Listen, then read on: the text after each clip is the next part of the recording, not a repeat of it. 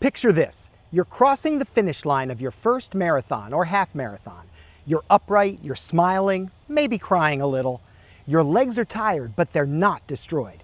And the thought going through your head is, I did it, and I feel great.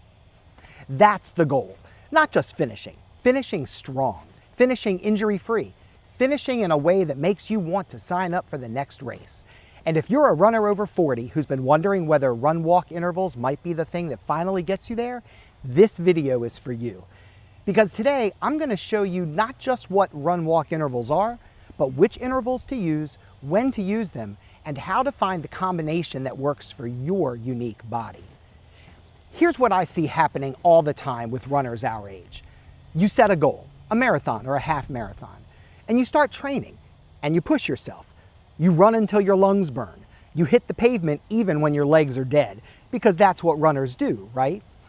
So you keep pushing, and then one day your knee starts to hurt, or your hip, or you finish a long run completely exhausted, wondering how you're supposed to run again the next day. I've been there, and I want to show you what I figured out on the other side. I started running at 43 with zero experience, just a middle-aged guy who decided he wanted to run a marathon. But I trained too hard, and 2 weeks before race day, I got injured. Not enough to prevent me from starting, but enough to cost me the finish. I made it 22 miles before I was swept from the course. When I healed up and started training again for my second attempt, I knew I needed a different strategy. That's when I tried run-walk intervals. Honestly, it took me a long time to figure out how to use them, but once I did, running finally became sustainable. And a year after failing that first attempt, I finally became a marathoner. Here's the belief shift I want you to walk away with today. Using run-walk intervals doesn't make you a weak runner. It makes you a strategic runner. And strategic runners finish marathons. They finish them injury-free, and they come back for more. So let's talk about what actually works. Because the answer to what's the best run-walk interval isn't one size fits all. It depends on what you're training for. Let me break it down. First, let's talk about the length of your walk breaks. Too long and your muscles cool down, tighten up, and restarting becomes harder. Too short, and you don't give your heart rate a chance to recover in a meaningful way. I recommend using 30, 45, and 60-second walk breaks as your main tools. You figure out which one works best for you through experimentation, and I'll tell you how to do that in a minute. Now here's where it gets interesting. The walk break length controls your recovery, but the running interval length controls your overall pace. At the same speed, longer run intervals equal faster average pace overall. And your ability to extend those running intervals is built through training. Here's how I implement this with my athletes. First, we figure out the run-walk ratio that they'll use on race day.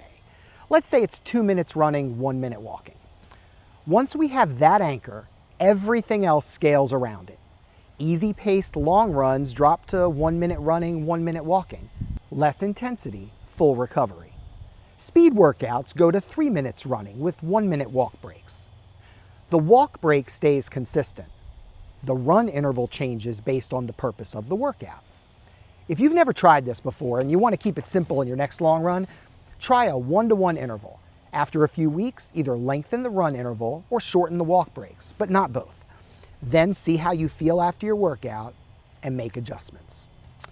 I know this might sound like a lot of variables to manage. I started coaching a new runner a few months back, and that's how she felt too, at first.